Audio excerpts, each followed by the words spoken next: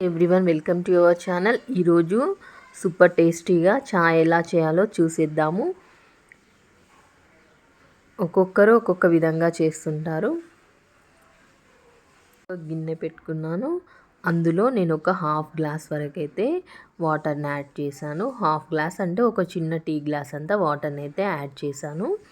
చూడండి, ఇప్పుడు వాటర్ అనేది బాయిల్ అయింది కదా. ఇప్పుడు ఇక్కడ నేను చాయ్ పత్తా అనేది యాడ్ చేస్తున్నాను.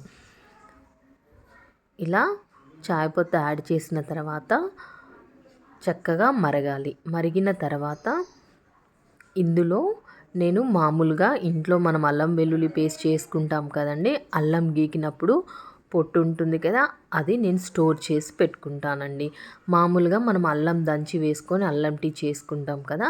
ఇప్పుడు అల్లాన్ని అయితే దంచాల్సిన పని అయితే ఏమీ లేదు. చక్కగా ఈ పొట్టును వేసుకున్న ఆ అల్లం ఫ్లేవర్ చక్కగా తెలుస్తుంది.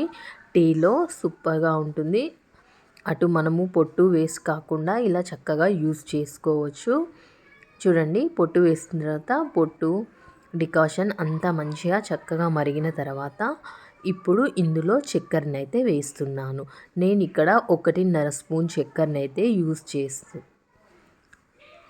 యూస్ చేశాను. నేను మామూలుగా ఇద్దరికైతే పెడుతున్నానండి ఈ టీని.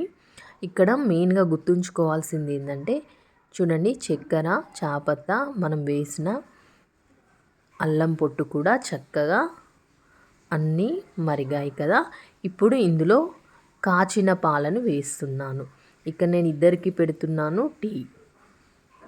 ఇక్కడ అస్సలు మర్చిపోకండి, కాచిన పాలని యూస్ చేయాలి.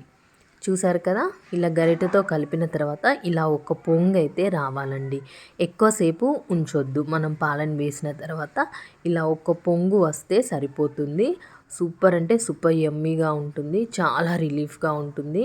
ఒక్కసారి మీరు కూడా ఈ విధంగా ట్రై చేసి చూడండి. ఇప్పుడు మనము స్టవ్ ఆఫ్ చేసేసి చక్కగా పోసుకొని తాగేయడమే. చూసారు కదా, కలర్ కూడా ఎంత సూపర్గా ఉందో, టేస్ట్ కూడా అంతే బాగుంటుందండి. చాలా సింపుల్గా కూడా మనం చేసేసుకోవచ్చు. సూపర్ యమ్మీగా ఉంటుంది. ఒక్కసారి మీకు ఎవరికైనా తెలియనట్లయితే ఈ విధంగా ట్రై చేసి చూడండి, అల్లం పొట్టు వేసి.